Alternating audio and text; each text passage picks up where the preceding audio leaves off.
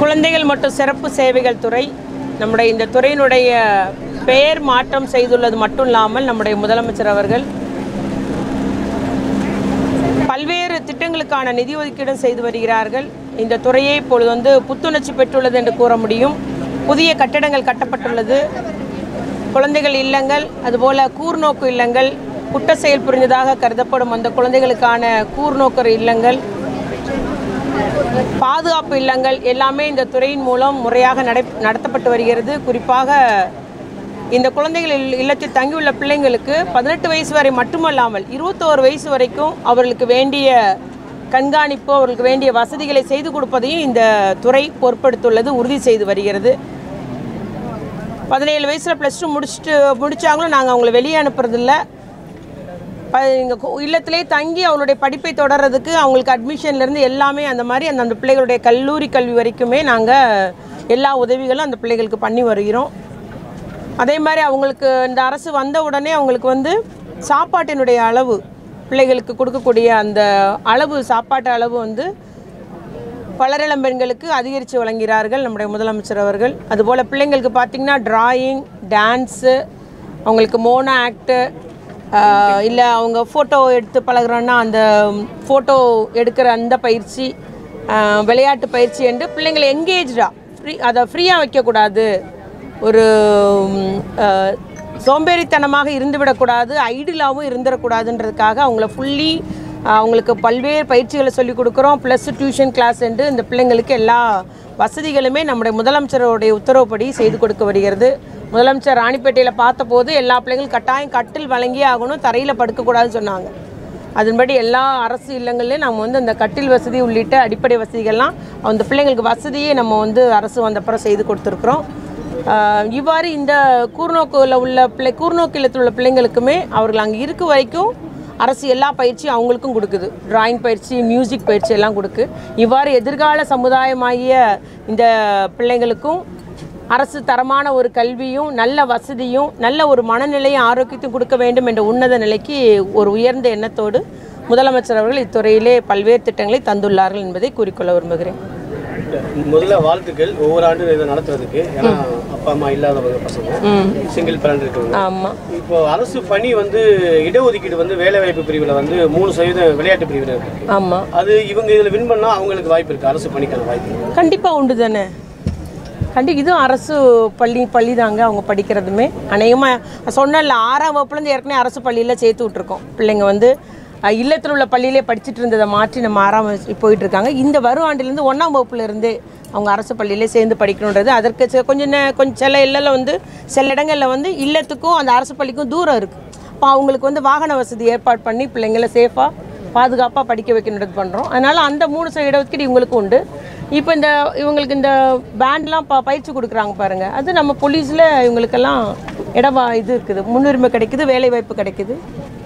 கல்வி உதவித்தொகை கிடைக்குதா அவங்களுக்கு?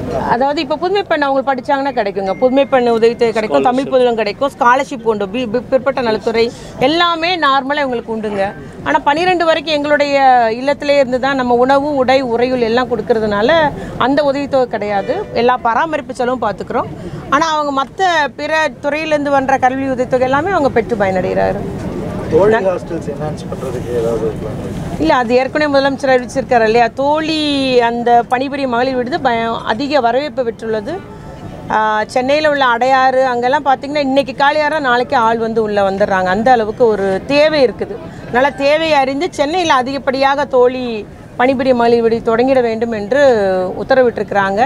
அதுபோல் பணிபுரியும் மகளிர் விடுதியை முறைப்படுத்துறதுக்கும் எல்லாத்துக்கும் நோட்டீஸ் கொடுத்துருக்கோம். கண்டிப்பாக ஸ்டெபிலிட்டி சர்டிஃபிகேட் வேணும், சானிட்டரி சர்டிஃபிகேட் வேணுன்றதை வலியுறுத்துகிறோம். அதை நிறைய பேர் நாங்கள் ரொம்ப மிக குறைந்த கட்டணத்தை நடத்துகிறோம்லாம் சொன்னாங்க. ஆனால் அரசு அதிலெல்லாம் விட்டு கொடுக்கல. கட்டாயம் முறைப்படி எல்லாம் நடத்தணுன்றதை அரசு உறுதிப்படுத்தி வருகிறது. குழந்தைகள் மற்றும் பெண்களுக்கான அந்த குற்றம் தமிழகத்தில் ஆங்காங்கே நடந்துட்டு தான் இருக்குது. எதிர்க்கட்சிகள் கடுமையான கண்டனம் தெரிவிக்காங்க. அதை கட்டுப்படுத்த நம்ம என்ன பண்ணிட்டு இருக்கோம்? இது நான் எப்போ எல்லா இடமும் சொல்கிறது இது அவங்க புகார் கொடுக்க முன் வரதே நம்ம என்கரேஜ் பண்ணணும், அவங்கள மோட்டிவேட் பண்ணணும், பாதுகாப்பு கொடுக்கணும். ஏன்னா அநேக இடத்துல வந்து ஒன்று அவங்களுடைய பெற்றோர்கள் இதை சொல்லி நம்ம பேருக்கு எடுக்க வேண்டாமா, நம்ம குடும்ப பேர் கொடுக்குவோம் அப்படின்ற மாதிரியே சப்ரஸ் பண்ணி வைக்கக்கூடிய காலம் தான் இருந்தது. ஆனால் இப்போ துணிச்சலாக பெண்களும் சரி, இப்போ பாருங்கள் ரயில்வே ஒரு ஆக்சிடெண்ட் ஆகும், தொடர்ச்சியாக ரயில்வேக்கு ஃபோன் வருது அந்த தொடர்பு எண்ணில். அதனால் பெண்களும் இப்போ அவேர்னஸ் விழிப்புணர்வு பெற்று பெண்ணாக இருந்தாலும் குழந்தைகளாக இருந்தாலும் புகார் கொடுக்க முன் வர்றாங்க. அதனால் நிறைய புகார்கள். இன்னொரு காரணம் உங்களுடைய ஊடகத்துறை பத்திரிகைத்துறை வளர்ச்சி. எல்லா செய்திகளையும் வெளிக்கொணர்ந்து நீங்களும் விழிப்புணர்வு உண்டாக்குறீங்க, செய்திகளை வெளிக்கொணர்ந்து எல்லாத்துக்கும் தெரிய வைக்கிறீங்க. அதுதான் ஒரு காரணம். அதனால் நம் முதலமைச்சராக இருந்தாலும் இந்த துறையாக இருந்தாலும், இந்த துறை சமூக நலத்துறை, கல்வித்துறை மற்றும் காவல்துறையோட இணைந்து தான் அந்த அவேர்னஸ் பண்ணுறோம். இன்னை வரைக்கும் பண்ணுறோம்.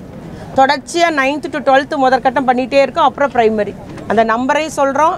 துணிச்சலவா புகார் வெளியே வராதுன்றதையும் நம்ம வந்து உறுதி கொடுத்து தான் பிள்ளைங்களை புகார் கொடுக்க சொல்கிறோம்.